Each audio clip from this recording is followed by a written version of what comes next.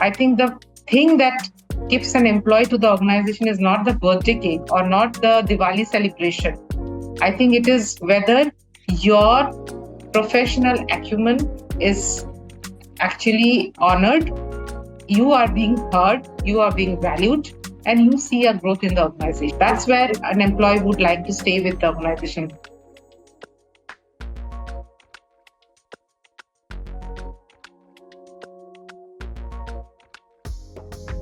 Hey everyone, welcome to the PeopleLed Show. I'm your host Shavangi, and today I have with me the incredible Indrani Chatterjee. She's the Group CHRO at All Cargo Logistics, which is one of the largest logistics solutions providers in India. Before All Cargo, Indrani was the Director of Human Capital and CPO at PwC. She's worked with big names like Vodafone and PepsiCo. She's also a TEDx speaker. Indrani is particularly passionate about building a culture of innovation, diversity, and trust. Welcome, Indrani. Thank you so much for joining us today. Thank you, Shivangi. Such a diverse experience working with people that we have so much to talk about today in terms of employee experience and engagement strategies, your best practices. But before we get into all of that, I am really curious to know, what do you like to do outside of work? Actually, many things. So the best thing that I like is to spend time with my daughter. I have a teenage daughter. So that is my biggest passion, you can say, that I love spending time with my family, friends, and my daughter. So that's one. That's how I unwind myself. Beyond that, I love reading. I am a voracious reader. I would read everything that is there, available anywhere and everywhere. So that's one. I also love listening to music. So that also soothes me a lot. So yeah, spending time with family and listening to music and also reading. And if I have some more time, I would experiment with my cooking. Wow, that's very interesting. A lot of juggling around things. Yeah. Managing a family, a teenage daughter, cooking and reading. I don't know. I wonder how you find the time for all of this. What are you reading right now, Indrani? So I am reading two books. One is You Are the Placebo, and my another go-to book always is The Art of War. So I always read. And War? The Art of War, yeah. So actually the book is still with me. So this is the book, The Art of War. Oh, amazing. So if you don't have this book, I strongly recommend that you read this. It is very, very useful book. Definitely. Adding to cart right after this. Yeah. So I wanted to also ask you one thing. We're moving into 2024. A lot has happened in the last couple of years, COVID, great resignations. What does 2024 look like for you in terms of your employee experience priorities? So I think 2024 to me would be a year of consolidation, even the recession. So some of the countries have been badly hit with recession. Some of the industries have been badly hit with the recession, especially the industries which are directly linked with the world economy has been badly impacted with the recession. I think some of us have seen a lot in the last few years from a corporate point of view, from a personal experience point of view. I think year 2024 is going to be a year of consolidation where things will normalize to a certain extent. Not in the first half. I think after May, June, in the H2, I would assume that is going to happen from H2 onwards. Okay. And that everything that you said also holds true for all industries, including the logistics industries, right? For logistics, definitely yes. Some of the industry are not badly hit with the recession at this moment. So, for example, your healthcare, your hospitality, your travel, your financial market, they are not yet hit with the recession. Logistics is, yes, they are hit with the recession. I definitely see the curve going upwards for logistics. Some of the industries which are holding well, I think they will continue to hold back because I think globally the recession will slow down. But till the consolidation tone of the year sets in a few months later, till then, what do you advise HR leaders should focus on, specifically with respect to employee experience? So I think when the organization is going through this kind of turbulence, I think the role of the HR leader is to continue with what they are doing. And primarily because I'm sure most of the organization would have now put a freeze on recruitment. Having said that, as I mentioned, that there are industries which are really hiring and hiring in good numbers. There are functions which are industry agnostic. So if you are in an industry where you are hit by recession, your people from finance, people from IT, people from operations, people from HR, and the key talent and the top talent might be at a high risk of attrition because these segment is very industry agnostic. So they might get a job outside of your industry and of your organization. So my recommendation is to have a very, very close watch on the top talent, help them to groom. This is the right time when things are not happening too much outside. You actually look inward, right? And this is the time when you actually look inward to your top talent, see how you can groom them, get the house on order so that when the market looks up, you are ready to go out in the market. That's something that I'm going to do. I'm going to spend more time with my top talent, understanding their aspiration, helping them to groom, understanding what can be given to them so that they can fast track their career. And in that manner, I actually try to retain them so that I don't lose them in the process. That's such a nice way to put it. Looking inward, that's such a brilliant piece of advice. Indrani, thank you for that. But, like right now, there is an influx of lots of different kinds of employees in the workforce, right? There are the millennials, there are Gen Zs entering the workforce, lots of different employees, lots of expectations on the table. But what does the employee of today really want? I think at the core, every human would need a few things. And from the corporate world, I think they need recognition of their work.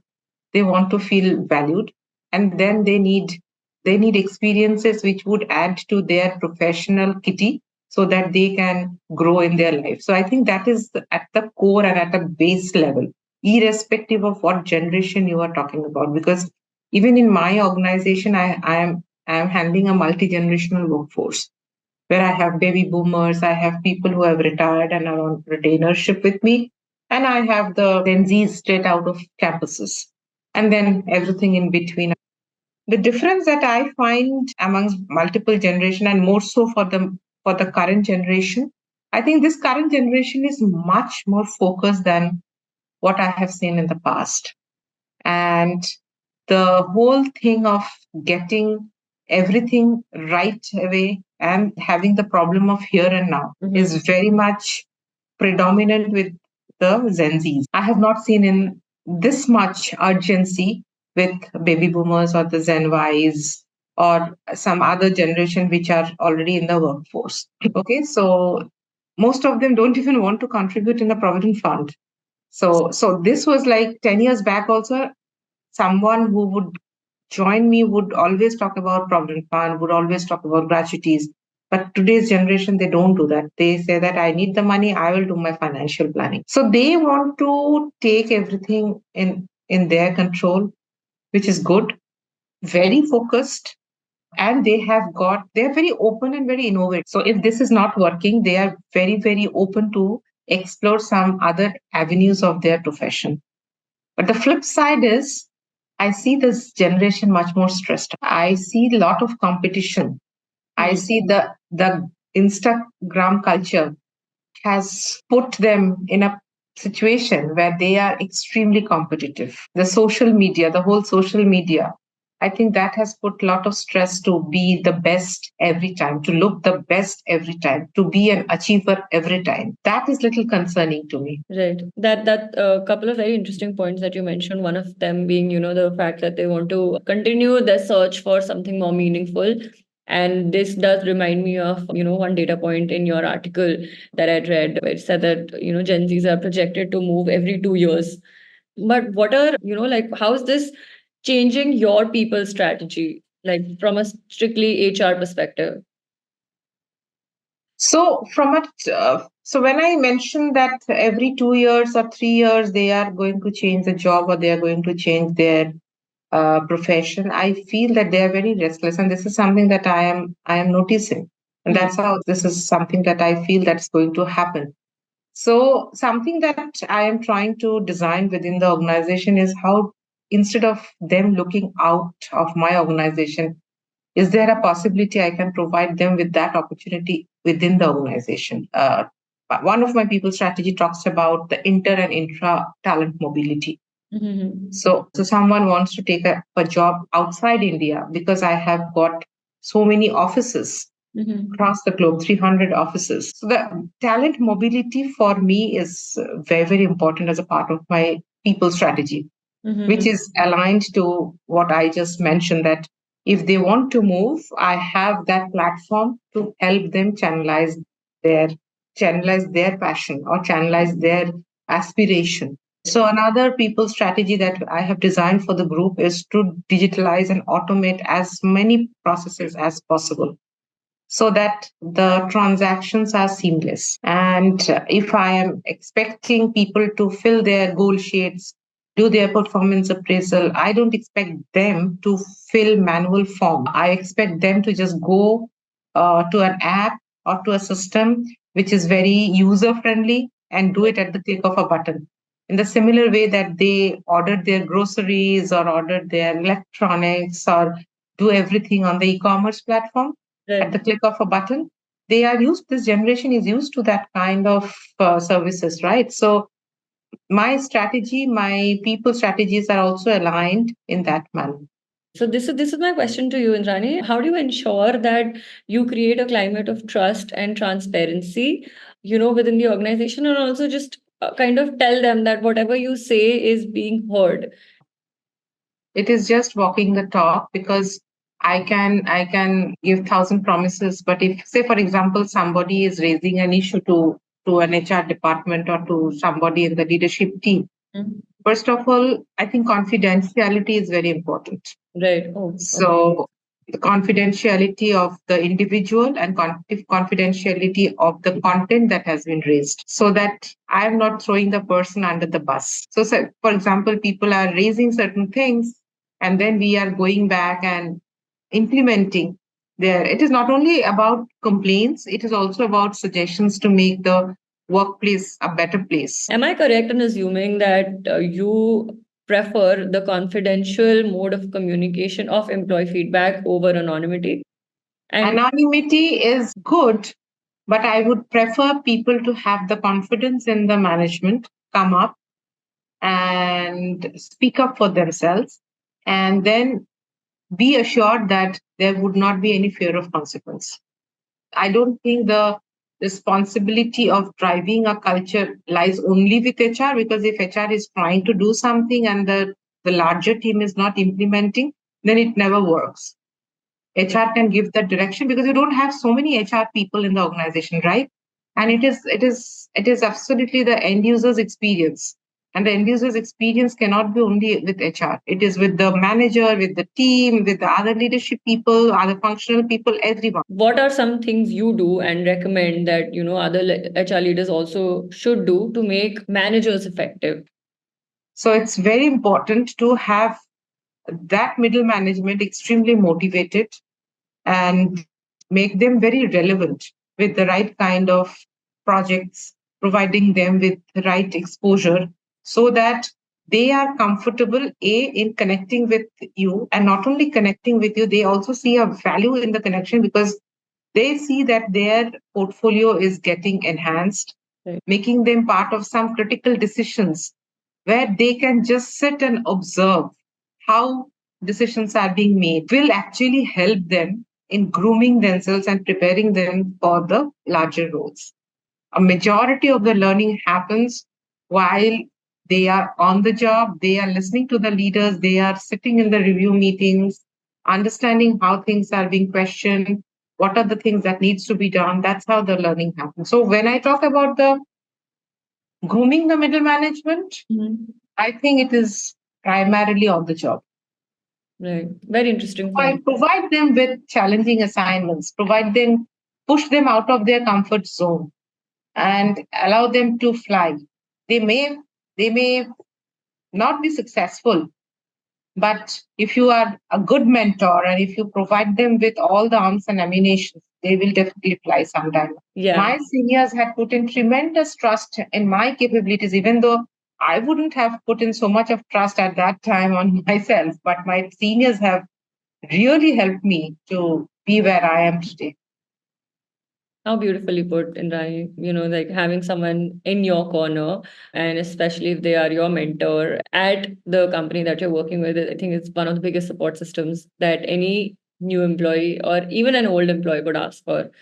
I'm just going to shift up gears a little bit here, Indrani, and I want a quick, short answer from you on how you're keeping your attrition numbers in check right now, for especially for top talent, because I know that's a priority for you. So my attrition numbers are pretty healthy.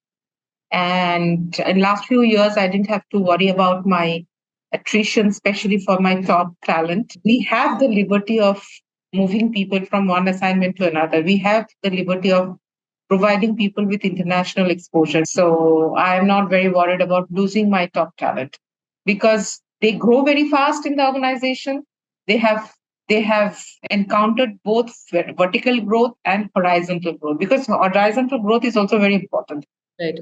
Second, I think, is with the connect. So we do have a very, very strong open door policy where anybody can walk into anybody's chamber, including our chamber. So that connect with the workforce is very important. We think that the engagement is about the fluffy things that HR does, the festival celebrations or the birthday celebration, but those are just fun at work. I think the thing that keeps an employee to the organization is not the birthday cake or not the Diwali celebration. I think it is whether your professional acumen is actually honored, you are being heard, you are being valued, and you see a growth in the organization. That's where an employee would like to stay with the organization. Yes. They will not increase your engagement scores. Your engagement scores will start the employee feeling engaged through proper coaching, mentoring, and adding value to their professional acumen. With specific respect to new hire retention, is there a strategy you have in place for that? It is called infant attrition. So my infant attrition is again pretty healthy. I don't lose new joiners that much, and I don't lose the new joiners that much because I am not on a platform where I would do real fancy stuff from day one and then it will fizzle down in day 30. Mm-hmm. It doesn't happen that way. Now you might be thinking, oh my God, Indrani is sitting in an environment which doesn't exist. So, of course, I do have my attrition, I do have my people challenges, but those are very, very localized. Say, for example, a particular department, I would find that the attrition is very high. When I blend it in the organization, then it comes to a healthy number. If there is one piece of advice that you can give to budding CHROs, what is that going to be? Oh, yeah. You have to be very self motivated to be in an HR profession for a long time. And the reason why I say that, because everybody in the organization will come to you and say, my boss sucks. But you cannot go back and say, you know what, even my boss sucks. So that is something that differentiates the HR from the rest of the organization. Wow, this is exactly what 24 years of experience in human and people capital actually looks like. Like this is the summation of it. Yeah, because you have to absorb all the negativity of the organization and you have to give the positivity. So even at the worst of moments when you are standing in front of your people, you have to motivate them, you have to give them the positivity.